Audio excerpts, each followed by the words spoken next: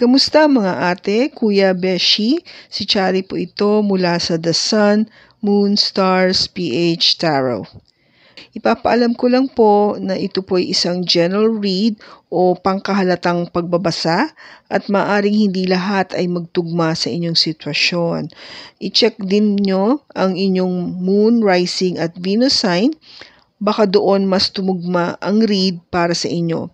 At kung ang mensahe ay tama sa inyo, paki-like lang po at mag-subscribe kung hindi pa ninyo ito ginagawa.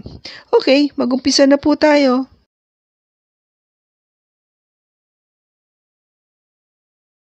Hello po mga ate, kuya, beshies. Kamusta na po kayo? Andito ulit ako si Chari para gumawa another reading, and this is for the sign of Gemini, Sun, Moon, Rising, and Venus. And of course, welcome po yung mga cross-watchers ni Gemini at yung mga bago po nating mga viewers.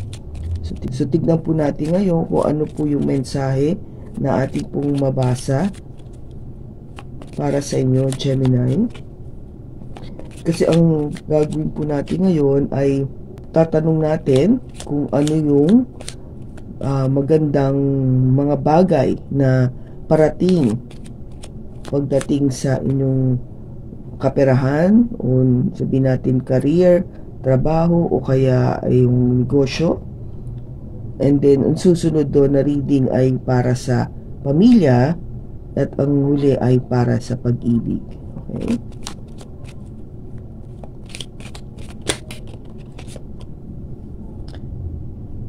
Wedding rings, girl talk, the sword, and the rose. Okay, Gemini.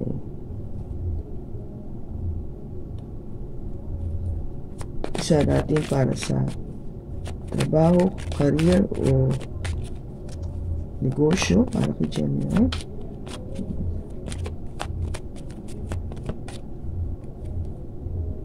We have the Seven of Pentacles, the Page of Pentacles,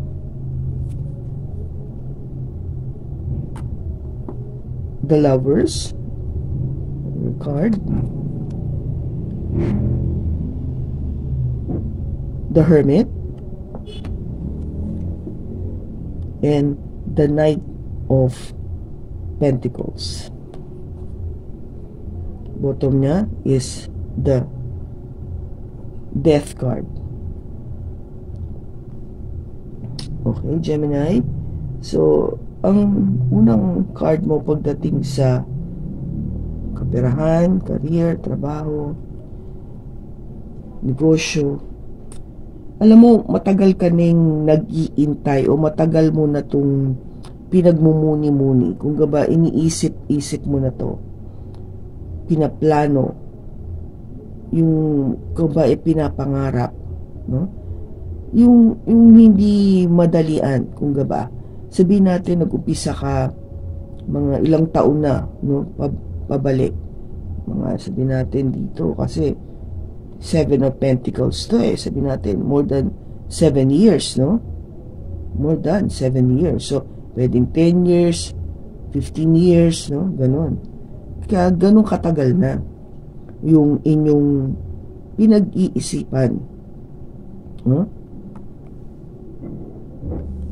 Gusto mo kasi na meron kang kung gabay solido na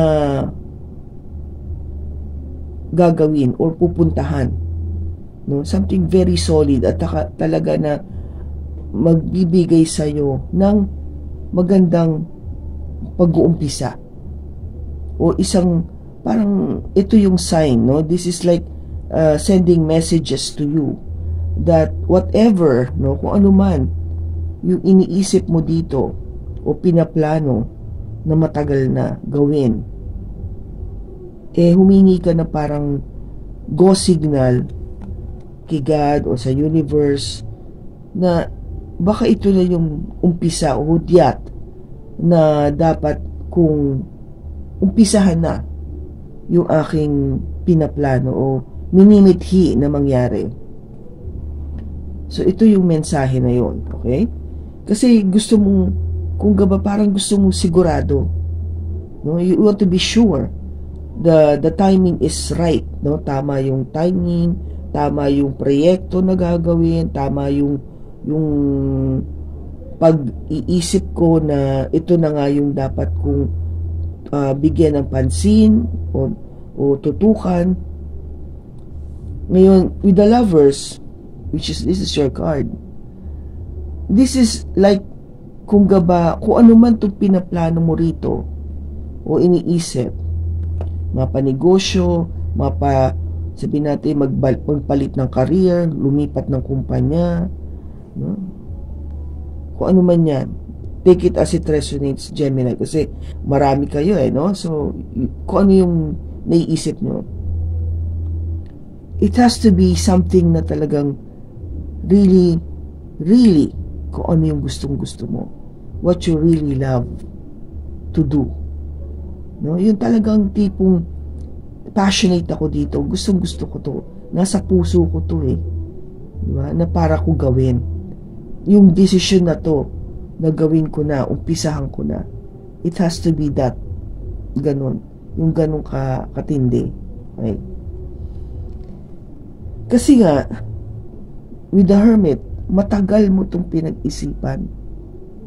Diba sabi ko na, matagal mo na itong pinag-isipan. So, you've been studying, no? Pinag-aaralan mo, nag-research ka, tanong-tanong, diba? Para nga sigurado ka sa papasukin mo o gagawin mo. Okay? Which is very good kasi hindi ka nagmamadali no? Obviously, umpisa pa lang, hindi ka nagmadali. Nag-intay ka, you waited. You waited for that perfect time. You waited to receive a very good message. Okay? Ngayon, ito nga yun with the Knight of Pentacles, mabagal talaga yung kilos. No? The reason kung bakit talaga pinag-isipan mo mabuti, yan, isa sa rason is, kaya nga mabagal matagal. Hindi ka agad nag-aksyon. No? Hindi mo agad tinuntunan ito o ginawa. Kasi, because of this energy. Ito kasing enerhiya na to, Gemini, is somebody na talagang naninigurado. Somebody na gusto may assurance. Mayroong, kung kahit paano ba alam niya na yung risk ba na gagawin niya hindi naman magpupunta sa wala. Yung tipong if there's a risk factor, which is palagi namang ganun, meron tayong risk factor na hinaharap, no? Kahit ano man yan, sabihin natin it's yung risk factor niya is less than kung gaba mga 10% na lang yung risk factor niya. Kontiin na lang. Kasi kung gaba, ginawa mo na yung dapat mong gawin Imagine mo, no? Magkasunod yung dalawang card na yan. Pinag-isipan mo talagang mabuti. Tapos yung action mo, dahan-dahan. Okay? Which is, ang kagandahan dito, Gemini, mabagal man yung naging aksyon, pero sigurado. Diba? Slow and sure wins the race, diba? Kung sino pa yung mabagal, siya yung nananalo sa karera. Diba? Hindi porket sabihin natin, diba, yung kwento ng rabbit at saka ng turtle, diba? No? Diba pag nag-race sila, definitely alam mo, mauuna yung rabbit Mabilis kasi talagang rabbit mag-hop, diba? Ang turtle, dahan-dahan siya maglakad na gano'n. No? Pero naglalakad siya. Ang rabbit, nakailang balik na yan, yung turtle, wala pa sa kalahati. No? Pero naglalakad siya. Pero minsan dahil sa sobrang confident ni rabbit, di ba, sa kanyang paglakad na alam niya, mamaya na lang. So, nag-intay siya. Kung gaba parang nag-ano lang siya, tumigil siya, naglaro, kumain, sabihin natin namasyal-masyal muna, kaysa kumpletuhin niya yung race. Hindi siya nagpatuloy, bunga ba? Kasi confident siya na matatapos ko to, mabilis naman akong tumakbo eh. Ang turtle, dahil alam niya yung kanyang lakad, mabagal, pero hindi siya tumigil. Dire-diretso siyang lumakad hanggat matabot niya yung finish line. Pagdating niya sa finish line, si Rabbit andun pa pala sa gitna, natutulog. Kakala niya hindi pa nalagpasan o hindi pa siya nalagpasan ng turtle. Samantalang si turtle andun na sa finish line. So ganun yun, okay? Kaya nga slow and sure wins the race. Kahit mabagal ka, hindi ibig sabihin talo ka. Diba? Kung gaba, strategy lang yan eh. Strategy. So, whatever ang gusto kong sabihin pagdating sa pera, sa career, sa trabaho, kung ano man yung pinaplano mo, ano man yung pinag-iisip-isip mo ng matagal ng panahon, mabagal man ang naging pagkilos mo dito, sigurado ka naman. Okay? So, this is very positive, Gemini. Ang sabi dito, wedding ring. Kung gaba parang there is a union, no? Definitely pag sinabi mong wedding ring, may pagsasama, no? Kung gaba merong marriage, there is that coming together. May connection, no? Pagsasama, merong kung gaba parang pangako na pangmatagalan, ganun. Kasi this is something, diba, I told you, this is something that you really love. Yung gustong-gusto mo talaga.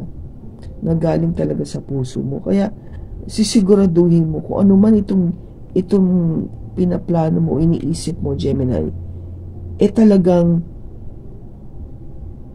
magiging maganda, no? Yung outcome. Huwag kang mainip kasi kung mabagal, okay lang yan, naninigurado ka lang. Pero, yung kung saan ka patungo, yun, dun ka dapat mag-focus. At ang patutunguhan mo ay something that is very successful. Okay? Kasi hindi ka nagmandali eh. Pinag-aralan mo, nagdahan-dahan ka, nanigurado ka eh. Okay? So, wala tayong ka-clarify dito sa cards mo because this is really something positive. Just telling you or giving you that parang message or signal na ito na yon, no? Kung ano man yung naiisip mo, ito yung message. Maayos siya na mangyayari. Now, yung last card mo dito is the Death card, no? Ang ibig sabihin po ito ay magkakaroon na ng pagbabago. There will be a change. Kung ano man yung ginagawa mo ngayon, kasi nga naisip mo na matagal na may gusto kang gawin nga eh, no? Magkakaroon ng pagbabago. That is what the Death card here is saying. Now, pagdating sa pamilya o Gemini, we have the 10 of Swords, the 4 of Cups, the Fool, the Ace of Pentacles, and the King of Swords. Bottom niya, the 6 of Pentacles. Okay, Gemini. So, pagdating sa pamilya, sorry, ang sabi ko pala dito, this is the 9 of Swords. Ang unang card mo ay nagsasabi na marami kang inaalala, no? Marami kang pinag-aalala o worry. You worry a lot, no? May mga pagkakataon sa gabi na hindi ka makatulog mabuti kasi palagi mo itong iniisip o malalim ang iyong pag-iisip pagdating sa kapamilyahan, no? Sa iyong pamilya.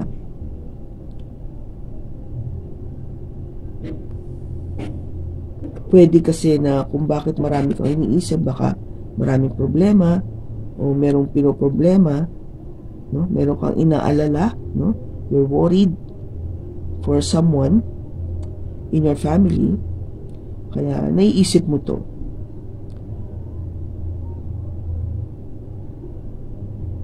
Dito kasi, ang sinasabi is, merong, kung ba parang merong blessing, no? May blessing na ino-offer sa'yo. Pero hindi mo pinapansin. That blessing could be, pwedeng merong, sabihin natin, nagkakagusto sa'yo. Pwedeng merong kang nagugustuhan na iba. Alam mo yon, yung kung ba parang nararamdaman mo na nai-inlove ka na sa isang someone, no?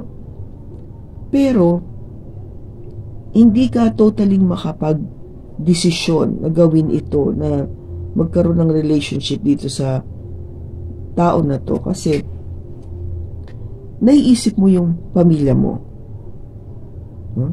Siyempre tayo, priority natin ang ating pamilya, no? Ating magulang, ating kapatid. Well, kung lalo na kung ikaw ay sabihin natin kasal na, no? Kung ikaw ay married na, syempre iisipin mo talaga yung pamilya mo, yung mga bata, yung mga anak. Lalo na kung sabihin natin andun ka na sa pagka-senior, yung mga apo naman, no? Kung ikaw ito yung tipong may nagustuhan ka at a later age, pwede naman yun, di ba? Kung maagang nawala si Mr. o si Mrs., pwede pang ma-in love, di ba?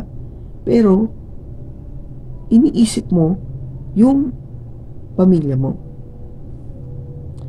Kaya ang sinasabi dito, magbaka sakali ka, no? Huwag kang matakot, magbaka sakali ka. Take that risk, no? Mag-ano ka, kung tipong, sige, gawin mo. Maging, ano ka, kung ba maging, kasi this is the fool, no?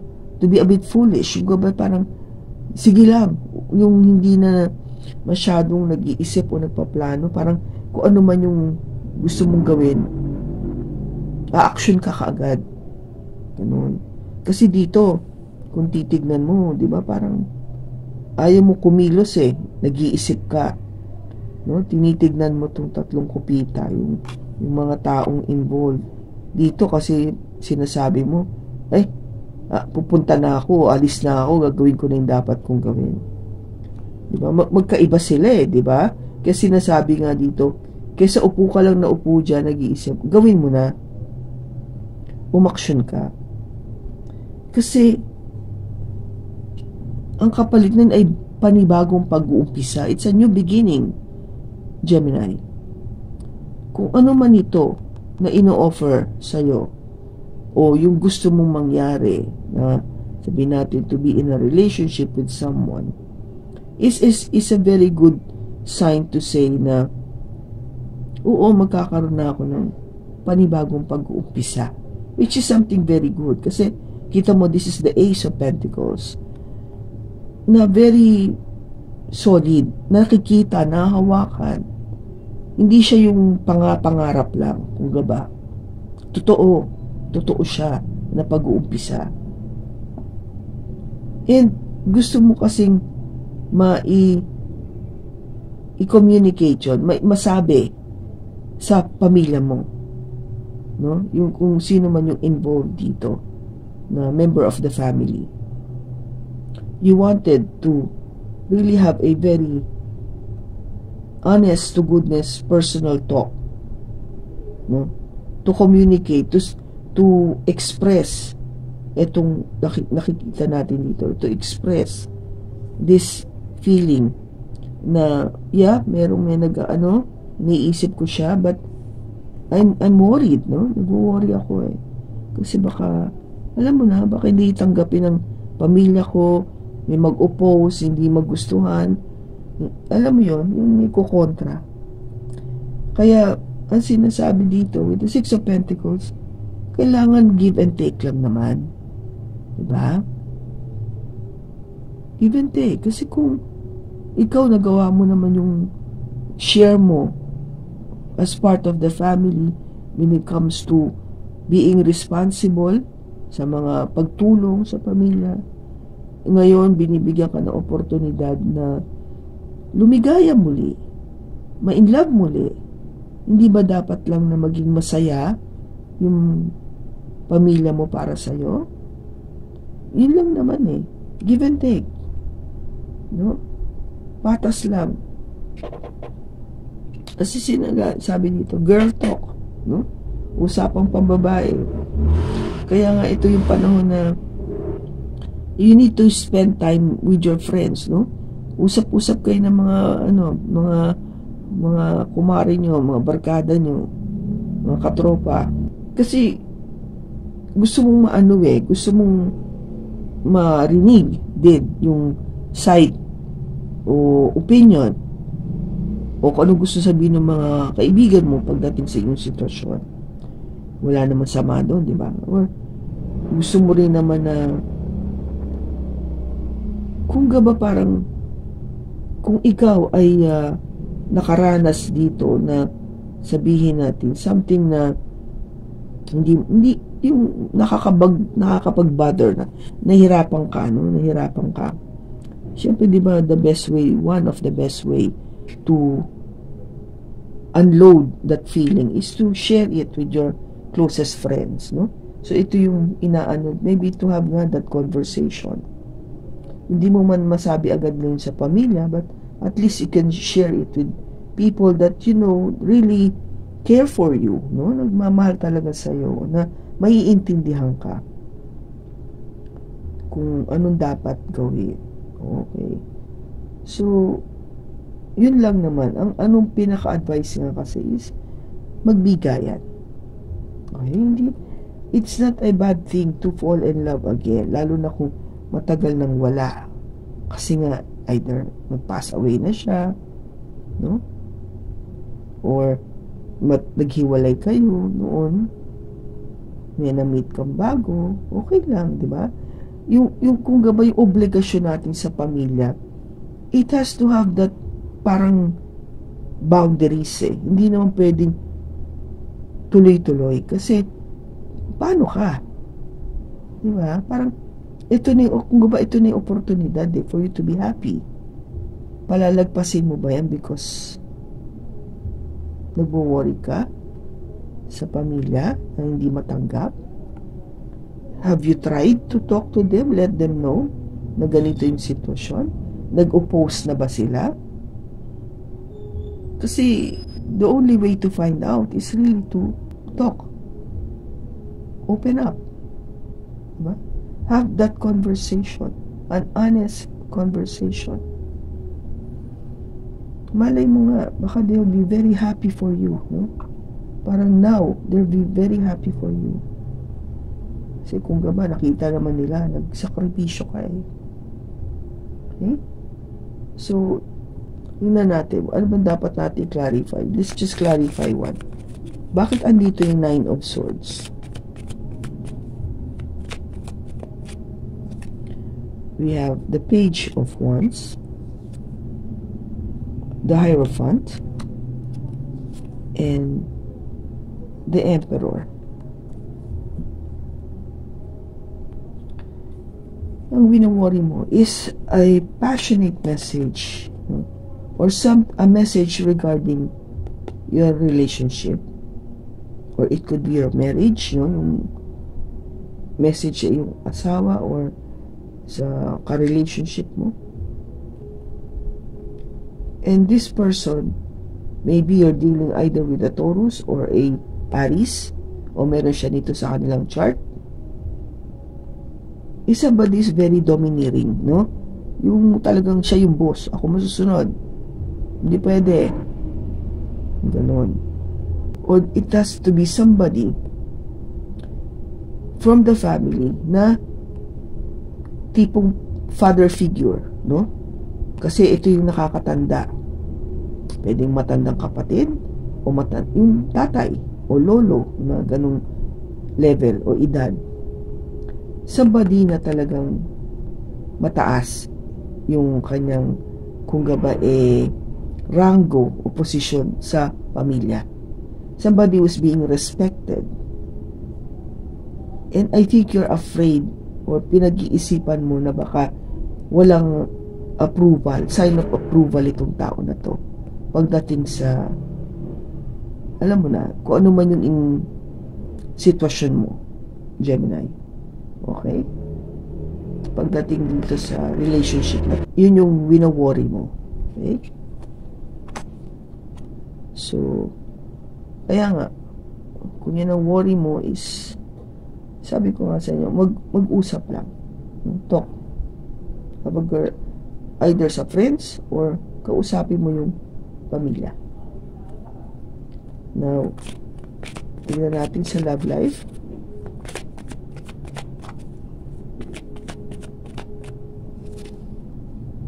The Star. The Three of Wands. The Five of Swords, Justice, and the Six of Wands. Bottom niya is the Nine of Pentacles. Okay, Gemini, ang sinasabi mo dito,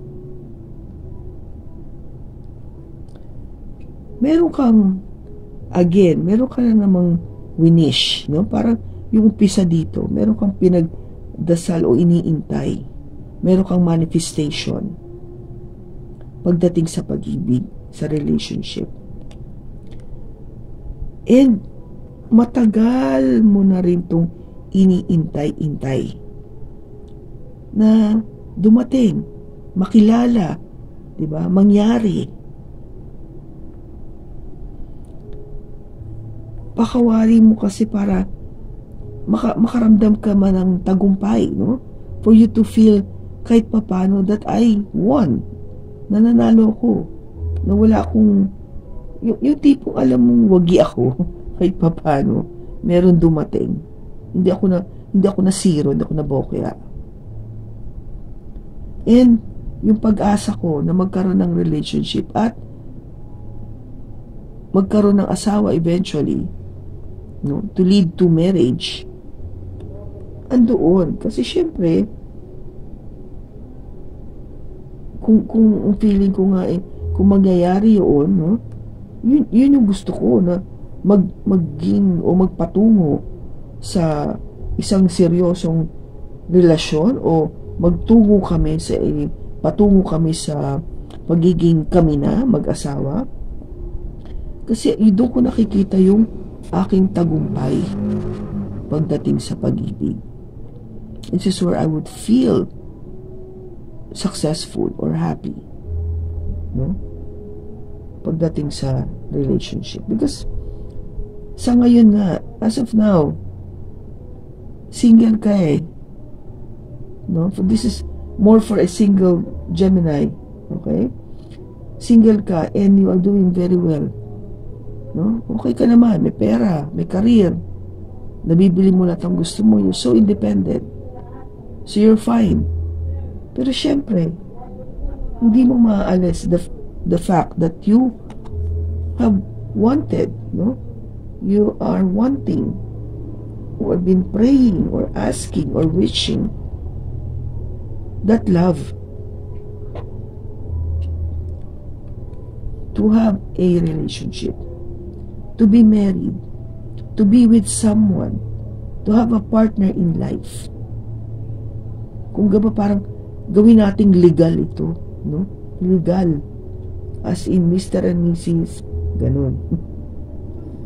Kasi gusto ko gusto kong maging, alam mo yun, yung I would sense it to be that I have succeeded, na panalo ko.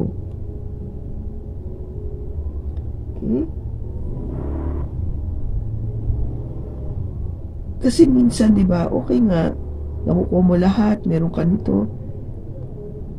Somehow, dadating siguro talaga yung pagkakataon o punto na nag-iisip ka na baka mas okay din na meron akong kasama sa buhay. Sa aking pagtanda, mas masaya kung meron akong pamilya. No? Hindi yung ako lang mag-isa. Meron siguro kong anak, yung ganun. No? Napag-isip-isip mo siguro kaya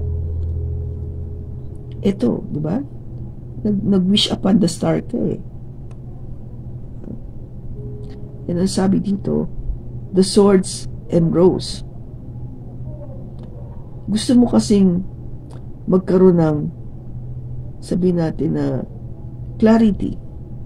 Maging maliwanag sa'yo itong biniwish mo na matupad, maging dream come true or wish come true. Diba? Na it would bring you, kasi isa sa mga reason niya for the sword and rose is to bring honor, no? To bring honor. Once you get married, you feel honored, di ba? Binigyan niya ng halaga yung sarili mo para pakasalan ka, di ba? You feel that special na pakiramdam ba na ay seryoso talaga ito sa akin kasi gusto niya ako makasama pang habang buhay. Ganun. Kaya gusto mo nga wagi yun ang pakiramdam na yun. Ngayong matagal mo nang iniintay. Diba? Gusto mo mangyari. Kasi ayaw mo nang maging single. Natin kung ano yung advice ni Angel. Ano po yung advice niyo for Gemini?